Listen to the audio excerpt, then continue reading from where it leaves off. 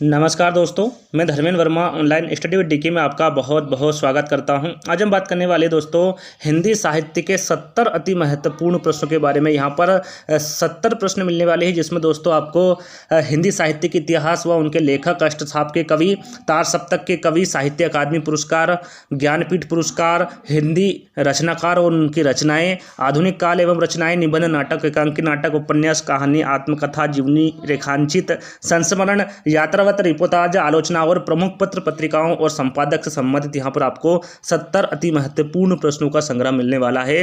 तो जो वीडियो दोस्तों इसको स्किप मत कीजिएगा, पूरा देखिएगा। जिन प्रश्नों को समझाने लायक होगा उनको समझाया भी जाएगा, तो अंत तक देखिएगा। अंत में जरूर बताएगा कि आज का वीडियो आपको कैसा लगा। यदि वीडियो अच्छा लगे तो अपने दोस्तों के साथ शेयर कर दीजिएगा वीडियो को, और वीडियो को लाइक कर दीजिएगा। और अभी तक हमारे ऐप्स टेट सक्सेस को आपने डाउनलोड नहीं किया है तो लिंक डिस्क्रिप्शन में है, वहाँ पर आपको 15,000 से ज़्यादा क्वेश्चन मिल जाएंगे अलग अलग सेक्शन में। और जितनी भी हम यहाँ पर वीडियो बनाते हैं उन सभी की पीडीएफ आपको वहां पर उपलब्ध हो जाएगी। तो जाकर ऐप्स को डाउनलोड कर लीजिएगा, लिंक आपको डिस्क्रिप्शन में है, या फिर आप प्ले स्टोर पर जाकर टेट सक्सेस लिखेंगे तो भी आप आसानी से वहां पर पहुंच जाएंगे। तो लिंक डिस्क्रिप्शन में जाकर डाउनलोड कर लीजिएगा, अपने रेटिंग दे दीजिएगा और अपना सुझाव जरूर दीजिएगा कमेंट्स के माध्यम से कि वहां ऐप्स आपको कैसा लगा। यहाँ पर पहला प्रश्न है आज हमारा हिंदी का।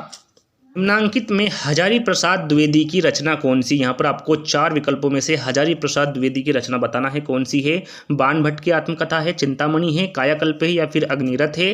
तो यहाँ पर हमारा राइट आंसर होगा, जो हजारी प्रसाद द्विवेदी की रचना है वो बाण भट्ट की आत्मकथा है। यहाँ पर पहला वाला विकल्प हमारा सही रहेगा। साथ ही साथ आपको पता होना चाहिए कि चिंतामणि, कायाकल्प और अग्निरथ इन तीनों के रचिता कौन है। तो यहाँ पर चिंतामणि के जो रचिता है, सबसे पहले जो चिंतामणि है दोस्तों, ये एक निबंध संग्रह है और इसके रचनाकार रामचंद्र शुक्ल है। कायाकल्प की बात करें तो इसके रचनाकार प्रेमचंद है। अब कमेंट्स के माध्यम से आपको बताना है कि अग्निरथ के रचनाकार कौन है। तो कमेंट्स के माध्यम से जरूर बताएगा, वहीं पर मैं इसका आंसर दूंगा। तो आपको बताना है अग्निरथ के रचिता कौन है। तो यहाँ पर हमारा अगला प्रश्न है, राम की शक्ति पूजा कविता के कवि कौन है। यहाँ पर आपको राम की शक्ति पूजा कविता के कवि बताना है कौन है। तो यहाँ पर हमारा राइट आंसर होगा सूर्यकांत त्रिपाठी निराला। सूर्यकांत त्रिपाठी निराला राम की शक्ति पूजा कविता के कवि है।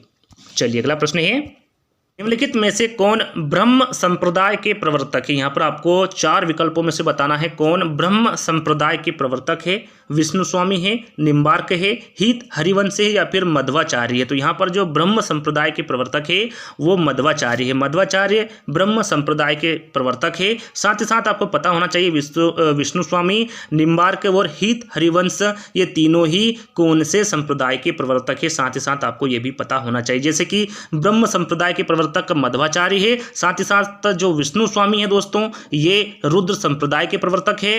निम्बार्क की बात करें, निम्बार्क सनक संप्रदाय के प्रवर्तक हैं। और हित हरिवंश की बात करें तो हित हरिवंश राधा वल्लभी संप्रदाय के प्रवर्तक है। याद रखिएगा, इन चारों के बारे में मैंने आपको बता दिया, तो ध्यान दीजिएगा, अपनी कॉपी में भी आप इनको लिख सकते हैं। तो यहाँ पर हमारा जो राइट आंसर होगा वो मध्वाचार्य होगा। ब्रह्म संप्रदाय के प्रवर्तक मध्वाचार्य है।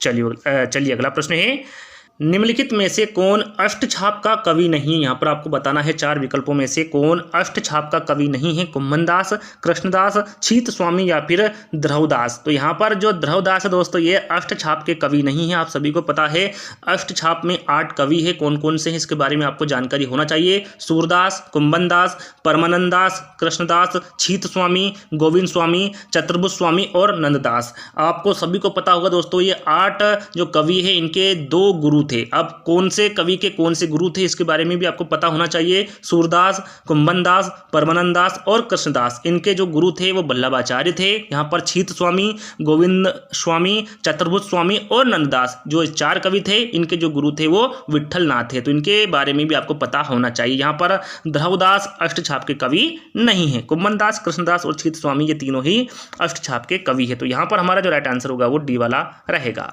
चलिए अगला प्रश्न है, प्रेम वाटिका किसकी काव्य कृति है। 4 विकल्पों में से आपको प्रेम वाटिका किसकी काव्य कृति है इसके बारे में आपको बताना है। तो यहाँ पर हमारा राइट आंसर होगा रसखान। रसखान की प्रेम वाटिका काव्य कृति है। यहाँ पर ए वाला विकल्प हमारा सही रहेगा।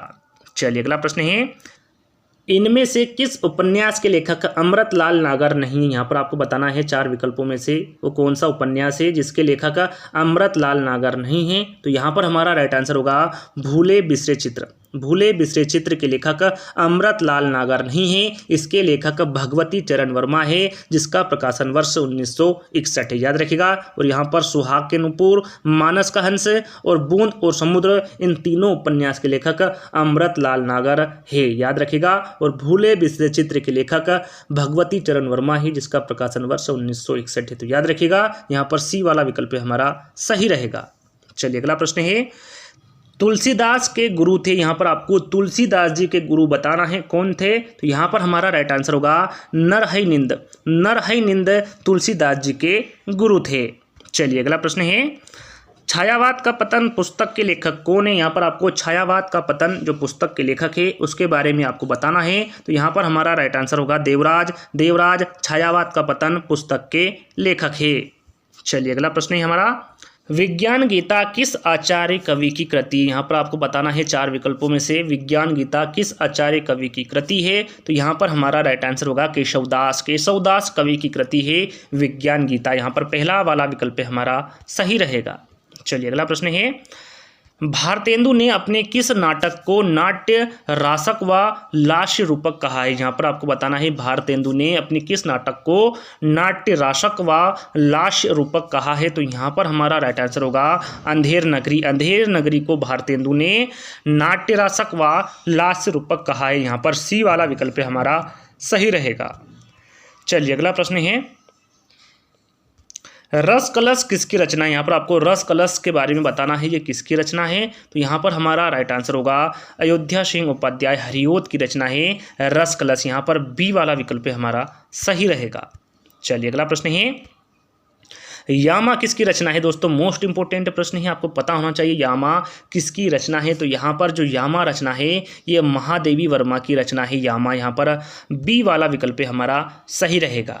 चलिए अगला प्रश्न है, मानस का हंस जो कि एक उपन्यास है, इसके लेखक कौन है? तो यहाँ पर हमारा राइट आंसर होगा जो मानस का हंस जो कि एक उपन्यास है इसके लेखक अमृतलाल नागर है, यहाँ पर सी वाला विकल्प हमारा सही रहेगा। 4 विकल्प पढ़ने में टाइम वेस्ट नहीं कर रहा हूँ, डायरेक्टली उसका आंसर बता रहा हूँ, तो ध्यान दीजिएगा। यदि आप अपना आकलन भी करना चाह रहे हैं तो वीडियो को पुश करके अपना आंसर कॉपी में लिख सकते हैं। तो यहाँ पर अगला प्रश्न है, पशु पक्षियों पर लिखित महादेवी वर्मा का रेखाचित्र संकलन, यहाँ पर पशु पक्षी लिखा हुआ, ध्यान दीजिएगा। पशु पक्षियों पर लिखित महादेवी वर्मा का रेखाचित्र संकलन कौन सा है? तो यहाँ पर हमारा राइट आंसर होगा मेरा परिवार। मेरा परिवार पशु पक्षियों पर लिखित महादेवी वर्मा का रेखाचित्र संकलन है, यहाँ पर बी वाला विकल्प हमारा सही रहेगा।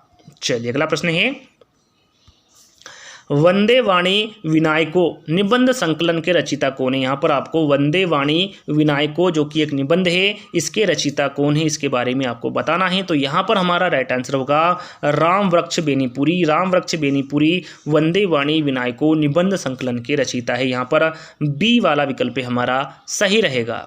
चलिए अगला प्रश्न है, मनोविश्लेषणात्मक शैली के उपन्यासकार कौन है? यहाँ पर आपको मनोविश्लेषणात्मक शैली के उपन्यास के बारे में बताना है, कौन है उपन्यासकार? तो यहाँ पर हमारा राइट आंसर होगा इलाचंद जोशी मनोविश्लेषणात्मक शैली के उपन्यासकार है, यहाँ पर सी वाला विकल्प हमारा सही रहेगा। चलिए अगला प्रश्न है, हिंदी का सर्वप्रथम हिंदी दैनिक पत्र कौन सा है? प्रश्न को ध्यान से पढ़ना है, उसके बाद आपको आंसर देना है। प्रश्न में पूछा गया है हिंदी का सर्वप्रथम हिंदी दैनिक पत्र के बारे में पूछा गया है, कौन सा है? उत्तंद मार्तंड है, समाचार सुधावर्षण है, हिंदी प्रदीप है या फिर ब्राह्मण है। इन चारों पत्रिकाओं के बारे में दोस्तों अब आपको संपूर्ण जानकारी दूंगा। सबसे पहले इसका आंसर जान लेते हैं। यदि हिंदी का सर्वप्रथम हिंदी दैनिक पत्र के बारे में पूछा जाए तो यहाँ पर हमारा राइट आंसर होगा समाचार सुधावर्षण। और यदि साधारणता पूछ ले जाए कि हिंदी का सर्वप्रथम हिंदी पत्रिका कौन सी है तो उत्तंद मार्तंड, या फिर साप्ताहिक पत्रिका कौन सी है तो यहाँ पर उत्तंद मार्तंड हमारा सही आंसर होगा। पर यहाँ पर दैनिक पत्र के बारे में पूछा गया है तो यहाँ पर हमारा जो राइट आंसर होगा वो समाचार सुधावर्षण होगा। इसके बारे में मैं आपको बता देता हूँ। समाचार सुधावर्षण देखिए ये कहाँ से निकलता था, इसके बारे में कब निकला था और इसके संपादक कौन है, इन चारों पत्रिकाओं के बारे में आपको पता होना चाहिए क्योंकि चारों की चारों ही मोस्ट इंपोर्टेंट पत्रिका हैं। तो समाचार सुधावर्षण कहाँ से निकलता था? ये कोलकाता से निकलता था। कब निकला था? 1854 में निकला था। और इसके संपादक कौन है? इसके संपादक श्याम सुंदर सेन है और ये एक दैनिक पत्र या फिर दैनिक पत्रिका है, इसके बारे में आपको पता होना चाहिए। और ये प्रथम दैनिक पत्रिका है। उत्तंद मार्तंड के बारे में बताना जरूरी नहीं है, पर फिर भी मैं आपको बता देता हूँ। देखिए, ये कोलकाता से निकलता था। उत्तंद मार्तंड 1826 में निकला था और एक साप्ताहिक पत्रिका है, याद रखिएगा। उत्तंद मार्तंड एक साप्ताहिक पत्रिका है और इसके जो संपादक है वो जुगल किशोर शुक्ल है, याद रखिएगा। और ये एक प्रथम हिंदी पत्र है या फिर यहाँ प्रथम हिंदी पत्रिका है उत्तंद मार्तंड।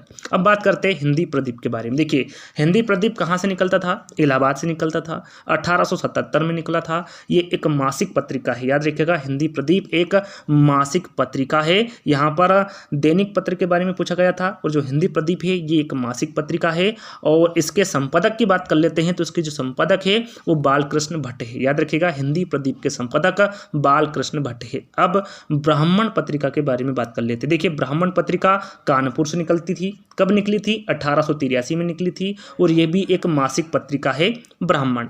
और इसके संपादक कौन थे ब्राह्मण के? तो इसके संपादक प्रताप नारायण मिश्र थे, याद रखिएगा। ब्राह्मण के जो संपादक थे वो प्रताप नारायण मिश्र थे। इन चारों के बारे में दोस्तों आपको अच्छे से पता होना चाहिए, क्योंकि चारों की चारों ही मोस्ट इंपोर्टेंट पत्रिकाएं हैं और चारों के बारे में मैंने आपको अच्छे से समझा दिया, तो इनके बारे में आपको पता होना चाहिए। चलिए, अगला प्रश्न है, हालावाद के प्रवर्तक का नाम है। यहाँ पर आपको हालावाद के प्रवर्तक का नाम बताना है। 4 विकल्पों में से नरेंद्र शर्मा है, रामेश्वर शुक्ल अंचल है, जगदीश गुप्त है या फिर हरिवंश राय बच्चन है। तो यहाँ पर हमारा राइट आंसर होगा हरिवंश राय बच्चन हालावाद के प्रवर्तक है। यहाँ पर डी वाला विकल्प हमारा सही रहेगा। चलिए, अगला प्रश्न है, बादल राग कविता के रचयिता है। यहाँ पर आपको बादल राग कविता के रचयिता के बारे में बताना है। तो यहाँ पर हमारा राइट आंसर होगा निराला। बादल राग कविता के जो रचयिता है वो निराला है। यहाँ पर डी वाला विकल्प हमारा सही रहेगा। चलिए, अगला प्रश्न है, कोर्ट मार्शल नाटक समाज की किस समस्या पर आधारित है? यहाँ पर जो कोर्ट मार्शल जो कि एक नाटक है ये समाज की किस समस्या पर आधारित है? तो यहाँ पर हमारा राइट आंसर है ये जातिवाद समस्या पर आधारित है। कोर्ट मार्शल जो कि एक नाटक है। यहाँ पर ए वाला विकल्प हमारा सही रहेगा। चलिए, अगला प्रश्न है, विजयदेव नारायण शाही की कविताएं किस सप्तक में संग्रहित है? यहाँ पर आपको विजयदेव नारायण शाही की कविताओं के बारे में बताना है। ये कौन से सप्तक में संग्रहित है? तीसरे सप्तक में, चौथा सप्तक, तार सप्तक या फिर दूसरा सप्तक? देखिए, यदि मैं इन सप्तक के बारे में आपको बताने लग गया तो वीडियो बहुत लंबा हो जाएगा। तो यहाँ पर मैं डायरेक्टली उसका आंसर बता देता हूँ कि जो विजयदेव नारायण शाही है इनकी जो कविताएं हैं ये तीसरे सप्तक में संग्रहित है। विजयदेव नारायण शाही की कविताएं, यहाँ पर पहला वाला विकल्प हमारा सही रहेगा। इनमें से दोस्तों मैं आपको बताना चाहूँगा कि जो सप्तक इनमें बहुत सारे कवि हैं उनके बारे में आपको बताऊंगा तो आपको याद भी नहीं रहेगा। तो यहाँ पर आपको ध्यान देना है, जो विजयदेव नारायण शाही है जो इनकी कविताएं हैं वो तीसरे सप्तक में संग्रहित है। तो यहाँ पर ए वाला विकल्प हमारा सही रहेगा। चलिए, अगला प्रश्न है, छायावाद का पतन किसका ग्रंथ है? यहाँ पर आपको छायावाद का पतन इसके बारे में आपको बताना है, ये किसका ग्रंथ है? तो यहाँ पर हमारा राइट आंसर होगा देवराज उपाध्याय। छायावाद का पतन देवराज उपाध्याय का ग्रंथ है। यहाँ पर डी वाला विकल्प हमारा सही रहेगा।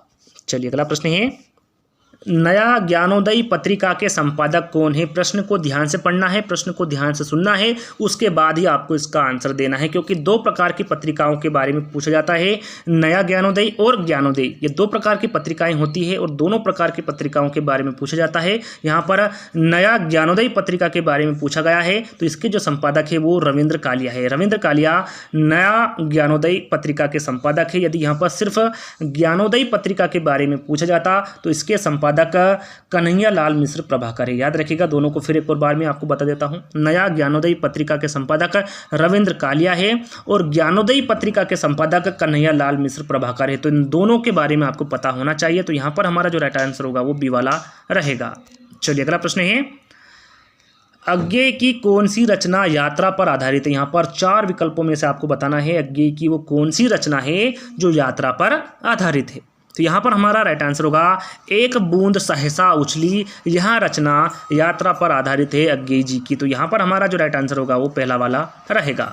चलिए, अगला प्रश्न है, हिंदी प्रदीप के संपादक कौन थे? थोड़ी देर पहले ही दोस्तों मैंने 4 पत्रिकाओं के बारे में बताया था जिसमें हिंदी प्रदीप पत्रिका भी थी। तो यहाँ पर मैं इसका आंसर नहीं बताऊंगा, आपको कमेंट्स के माध्यम से बताना है कि हिंदी प्रदीप के संपादक कौन थे। भारतेंदु हरिश्चंद्र थे, बालकृष्ण भट्ट थे, बद्री नारायण चौधरी प्रेमगंज थे या फिर राधा कृष्ण दास थे। इन चारों विकल्पों में से आपको बताना है कमेंट्स के माध्यम से कि इसका सही आंसर क्या होगा। तो यहाँ पर अगला प्रश्न है हमारा, शेर सिंह का शस्त्र समर्पण के रचनाकार यहाँ पर आपको बताना है कौन है। शेर सिंह का शस्त्र समर्पण के रचनाकार कौन है? तो यहाँ पर हमारा राइट आंसर होगा जयशंकर प्रसाद शेर सिंह का शस्त्र समर्पण के रचनाकार है। यहाँ पर डी वाला विकल्प हमारा सही रहेगा। चलिए अगला प्रश्न है, कभी कुछ ऐसी तान सुनाओ जिससे उथल पुथल मच जाए, किसकी पंक्ति है? यहाँ पर आपको बताना है जो यहाँ पंक्ति है ये किसकी है। तो यहाँ पर हमारा राइट आंसर होगा यहाँ पंक्ति बालकृष्ण शर्मा नवीन की है कि कभी कुछ ऐसी तान सुनाओ जिससे उथल पुथल मच जाए। यहाँ पंक्ति बालकृष्ण शर्मा नवीन की है। यहाँ पर पहला वाला विकल्प हमारा सही रहेगा। चलिए अगला प्रश्न है, हरिजन गाथा किसकी रचना है? यहाँ पर आपको हरिजन गाथा के बारे में बताना है ये किसकी रचना है। तो यहाँ पर हमारा राइट आंसर होगा नागार्जुन, नागार्जुन की रचना है हरिजन गाथा। यहाँ पर बी वाला विकल्प हमारा सही रहेगा। चलिए अगला प्रश्न है, ताजमहल का टेंडर किसका नाटक है? यहाँ पर ताजमहल का टेंडर किसका नाटक है इसके बारे में आपको बताना है। तो यहाँ पर हमारा राइट आंसर होगा अजय शुक्ल, ताजमहल का टेंडर अजय शुक्ल का नाटक है। यहाँ पर पहला वाला विकल्प हमारा सही रहेगा। चलिए अगला प्रश्न है, इनमें से कौन सी रचना कृष्णा सोबती की है? यहाँ पर आपको बताना है 4 विकल्पों में से कौन सी रचना कृष्णा सोबती की है। तो यहाँ पर हमारा राइट आंसर होगा जिंदगी नामा, जिंदगी नामा जो रचना है ये कृष्णा सोबती की है। यहाँ पर सी वाला विकल्प हमारा सही रहेगा। चलिए अगला प्रश्न है, निबंध संग्रह शब्दिता के निबंधकार कौन है? यहाँ पर आपको बताना है शब्दिता जो कि एक निबंध संग्रह है इसके निबंधकार कौन है। तो यहाँ पर हमारा राइट आंसर होगा धर्मवीर भारती। शब्दिता जो कि एक निबंध संग्रह है इसके निबंधकार धर्मवीर भारती। यहाँ पर सी वाला विकल्प हमारा सही रहेगा।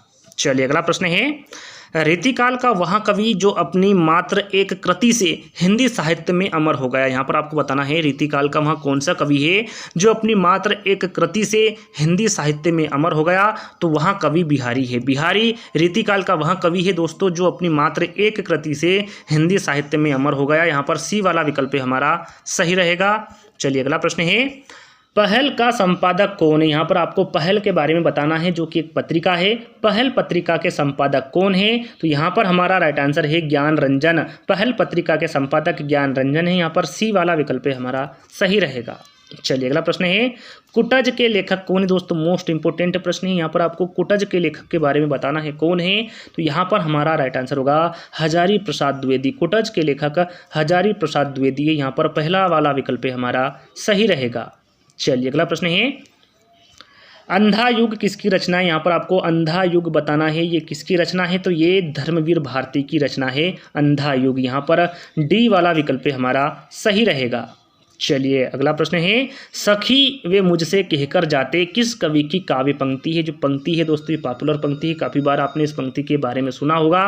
तो यहाँ पर आपको बताना है सखी वे मुझसे कहकर जाते ये किस कवि की काव्य पंक्ति है। तो यहाँ पर हमारा राइट आंसर है ये मैथिली शरण गुप्त की पंक्ति है। याद रखिएगा यहाँ कवि मैथिली शरण गुप्त की काव्य पंक्ति है सखी वे मुझसे कहकर जाते। यहाँ पर बी वाला विकल्प हमारा सही रहेगा।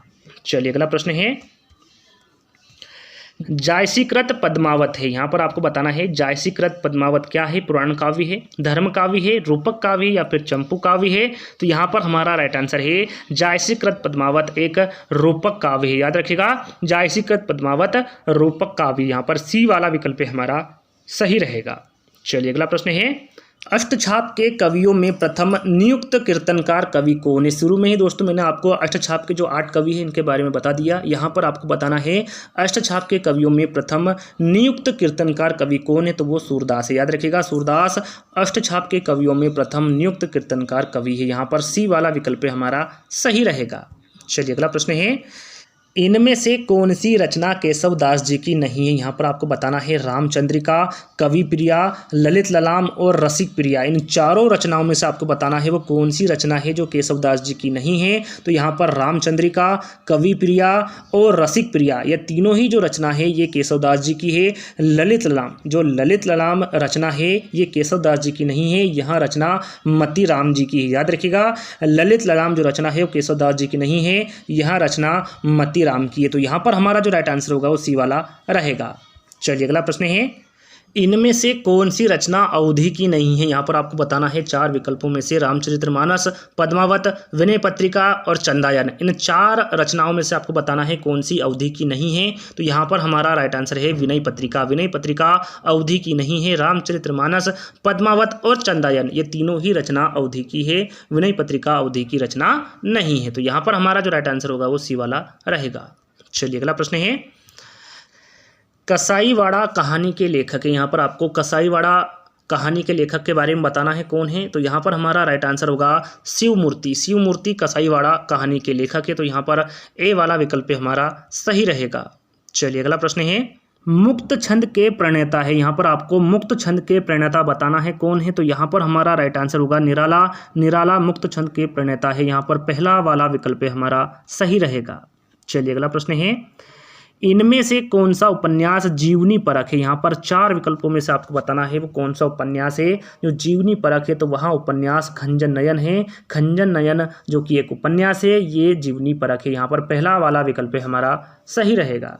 चलिए अगला प्रश्न है, संसद से सड़क तक के रचनाकार। यहाँ पर आपको संसद से सड़क तक के रचनाकार बताना है कौन है। तो यहाँ पर हमारा राइट आंसर है संसद से सड़क तक के रचनाकार धूमिल है। यहाँ पर धूमिल संसद से सड़क तक के रचनाकार है। यहाँ पर बी वाला विकल्प हमारा सही रहेगा।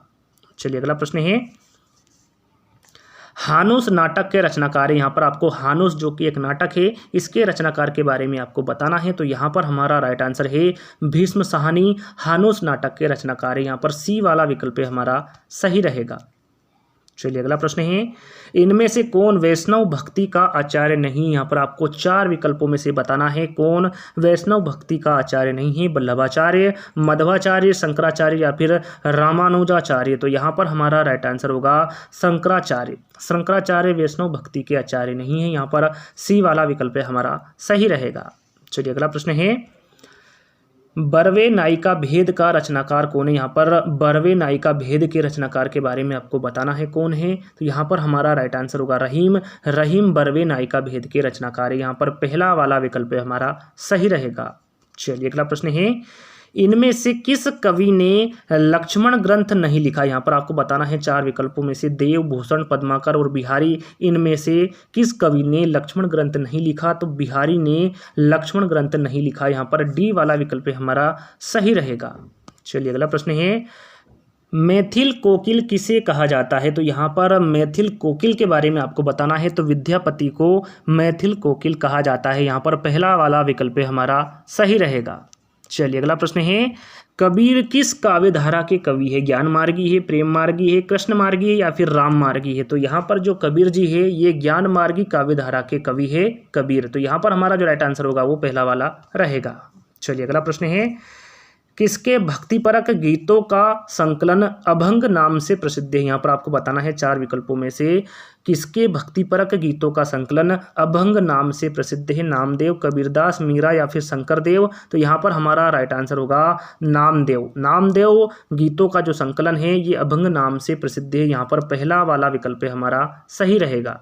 चलिए अगला प्रश्न है, भारत भारती काव्य के रचयिता का नाम बताना है आपको। यहाँ पर भारत भारती काव्य के रचयिता का नाम क्या है? तो यहाँ पर हमारा राइट आंसर है मैथिली शरण गुप्त भारत भारती काव्य के रचयिता का नाम है। यहाँ पर पहला वाला विकल्प हमारा सही रहेगा। चलिए अगला प्रश्न है, कवि सम्राट किसे कहा जाता है? यहाँ पर आपको कवि सम्राट के बारे में बताना है किसे कहा जाता है। तो यहाँ पर कवि सम्राट अयोध्या सिंह उपाध्याय हरिओत को कहा जाता है। यहाँ पर पहला वाला विकल्प हमारा सही रहेगा। चलिए अगला प्रश्न है, निम्नलिखित में से कौन सी रचना तुलसीदास जी की नहीं, यहाँ पर आपको बताना है 4 विकल्पों में से वो कौन सी रचना है जो तुलसीदास जी की नहीं है। तो यहाँ पर जानकी मंगल, रामाज्ञा प्रश्न और पार्वती मंगल, ये तीनों ही रचना तुलसीदास जी की है। रस विलास, रस विलास तुलसीदास जी की नहीं, यहाँ पर बी वाला विकल्प हमारा सही रहेगा। चलिए अगला प्रश्न है, रामचरितमानस की शैली है, यहाँ पर आपको रामचरितमानस की शैली के बारे में बताना है। कौन सी शैली है, मुक्तक शैली है, प्रबंध शैली है, वर्णनात्मक शैली या फिर परिमार्जित शैली है। तो यहाँ पर जो रामचरितमानस की शैली है वो प्रबंध शैली है, यहाँ पर बी वाला विकल्प हमारा सही रहेगा। चलिए अगला प्रश्न है, साहित्य लहरी की विषय वस्तु क्या है, यहाँ पर साहित्य लहरी की विषय वस्तु के बारे में बताना है। क्या है, नायिका भेद है, अवतार लीला है, निर्गुण का खंडन है या फिर नीति है। तो यहाँ पर हमारा राइट आंसर है जो साहित्य लहरी की विषय वस्तु है वो नायिका भेद है, यहाँ पर पहला वाला विकल्प हमारा सही रहेगा। चलिए अगला प्रश्न है, बिसलदेव रासों के रचयिता है, सरल सा प्रश्न है, काफ़ी बार दोस्तों इस प्रश्न के बारे में आपने सुना होगा कि बिसलदेव रासों के रचयिता कौन है। तो यहाँ पर हमारा राइट आंसर है नरपति नाला, नरपति नाला बिसलदेव रासों के रचयिता है, यहाँ पर बी वाला विकल्प हमारा सही रहेगा। चलिए अगला प्रश्न है, अनुराग बांसुरी किसकी रचना है, यहाँ पर आपको अनुराग बांसुरी के बारे में बताना है, ये किसकी रचना है। तो ये नूर मोहम्मद की रचना है अनुराग बांसुरी, यहाँ पर सी वाला विकल्प हमारा सही रहेगा। चलिए अगला प्रश्न है, इनमें से कौन सा कवि अष्टछाप का नहीं है। मैंने शुरू में ही दोस्तों आपको 8 कवियों के बारे में अच्छे से बता दिया था, तो आपको पता होना चाहिए कि कौन से 8 कवि है और इन 4 विकल्पों में से वो कौन सा कवि है जो अष्टछाप का नहीं है। सूरदास, कुम्भनदास, नंददास या फिर रैदास। तो यहाँ पर जो रैदास कवि है यह कवि अष्टछाप का कवि नहीं है। रैदास, सूरदास, कुम्भनदास और नंददास ये तीनों ही अष्टछाप के कवि हैं। तो यहाँ पर हमारा जो राइट आंसर होगा वो डी वाला रहेगा। चलिए अगला प्रश्न है, हिंदी साहित्य के आदिकाल का अभिनव जयदेव किसे कहा जाता है। यहाँ पर आपको बताना है हिंदी साहित्य के आदिकाल का अभिनव जयदेव किसे कहा जाता है। तो यहाँ पर हमारा राइट आंसर होगा विद्यापति को हिंदी साहित्य के आदिकाल का अभिनव जयदेव कहा जाता है, यहाँ पर बी वाला विकल्प हमारा सही रहेगा। चलिए अगला प्रश्न है, तुलसीकृत कृष्ण काव्य कौन सा है। 4 विकल्पों में से आपको तुलसीकृत कृष्ण काव्य बताना है। कृष्णायन है, कृष्ण चरित्र है, कृष्ण चंद्रिका है या फिर कृष्ण गीतावली है। तो यहाँ पर हमारा राइट आंसर होगा कृष्ण गीतावली। तुलसीकृत कृष्ण काव्य है, याद रखिएगा कृष्ण गीतावली तुलसीकृत कृष्ण काव्य, यहाँ पर डी वाला विकल्प हमारा सही रहेगा। चलिए अगला प्रश्न है, जयमयंग जस चंद्रिका के रचयिता है। यहाँ पर आपको जयमयंग जस चंद्रिका के रचयिता के बारे में बताना है कौन है। तो यहाँ पर हमारा राइट आंसर होगा मधुकर कवि। मधुकर कवि जयमयंग जस चंद्रिका के रचयिता है, यहाँ पर डी वाला विकल्प हमारा सही रहेगा। चलिए अगला प्रश्न है, चंद्रबरदाई किसके दरबारी कवि थे। यहाँ पर आपको 4 विकल्पों में से बताना है चंद्रबरदाई किसके दरबारी कवि थे। तो यहाँ पर हमारा राइट आंसर है महाराजा पृथ्वीराज चौहान के दरबारी कवि थे चंद्रबरदाई। तो यहाँ पर हमारा जो डी वाला विकल्प रहेगा वो सही रहेगा।